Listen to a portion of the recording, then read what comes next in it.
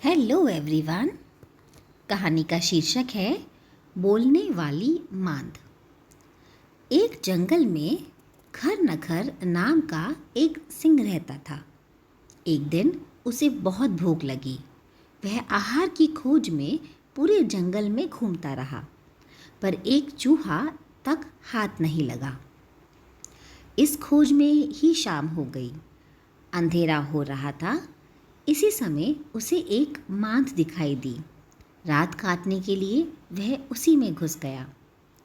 उस मांद में घुसकर उसने सोचा, इसमें कोई न कोई पशु तो रहता ही होगा। जब वह विश्राम करने के लिए इसमें घुसेगा, मैं उसे दबोच लूँगा। यह सोचकर वह उस मांद में एक ओर छिपकर बैठ गया। उस मांद में धतीपुच्छ नाम का एक सियार रहता था। वह मांद की ओर आ रहा था। मांद के द्वार पर आकर उसने देखा तो उसे सिंह के पैरों के चिन्ह दिखाई दिए। चिन्ह मांद की ओर जाने के लिए तो थे, पर लौटने के नहीं थे। उसने सोचा, हे भगवान, आज तो मेरी जान पर ही आ बनी। इसके भीतर अवश्य कोई सिंह घुस बैठा है। उसे समझ में नहीं आ रहा था कि वह क्या करे। वह पता करना चाहता था कि सिंह इस समय भी मांद के भीतर ही है या बाहर निकल गया है। सोचने से क्या नहीं हो सकता।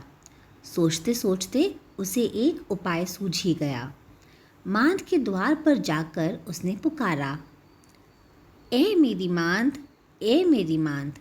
पुकार कर वह चुप हो गया। कुछ देर बाद उसने कहा, अरे तुझे हो क्या गया है? आज बोलती क्यों नहीं?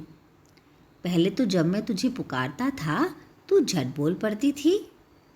क्या तू यह भूल गई कि मैंने तुझसे कहा था कि मैं जब भी बाहर से आऊँगा तब तुझे पुकारूँगा, और जब तू उत्तर देगी उसके बाद ही मैं मांद के भीतर जाऊँगा। यदि तूने इस बार भी उत्तर ना दिया तो मैं तुझे छोड़कर किसी दूसरी मांद में चला जाऊँगा।